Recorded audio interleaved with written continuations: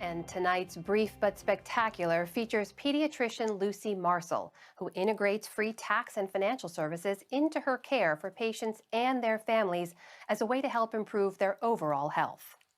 People trust their doctor. We ask them really intimate questions all the time.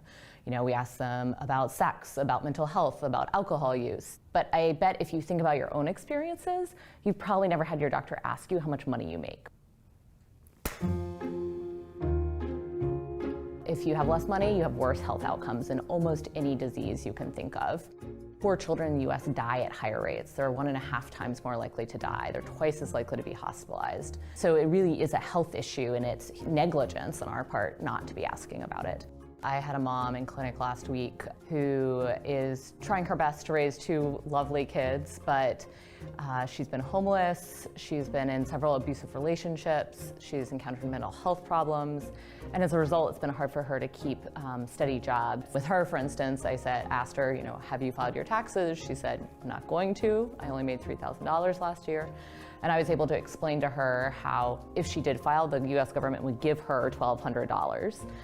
Which would be 1/3 of her annual income. So that's just a small example of the way in which we try to prescribe tax preparation as a health intervention in pediatric clinics. We found that 60% of the families we serve have never heard of the Earned Income Tax Credit. It's not just about getting the money back that's been withheld from your paycheck. The government is going to give you extra money, and often it's thousands of dollars. For people who do know about it and are filing their taxes, they might not know that free tax preparation exists in the community. So it's a huge relief to them often when I say, we can do this right here in the office for you. And they say, you're not gonna charge me? We've done, over the last 3 years, about 2,000 tax returns and returned over $4 million to families. The very first family that we served was a great-grandmother who had custody of a 2-year-old. And after we got her back several $1,000s, she said to me, I was able to buy luxuries. I bought a winter coat and fresh vegetables. And we live in the United States of America. A winter coat and vegetables should not be luxuries when you're trying to raise a child.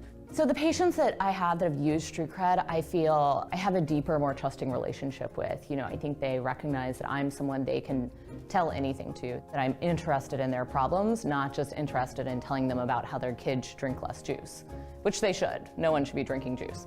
Unless we show that we really care for people, they won't trust us and let us help them. My name is Dr. Lucy Marcel, and this is my brief but spectacular take on reimagining what a doctor's visit looks like.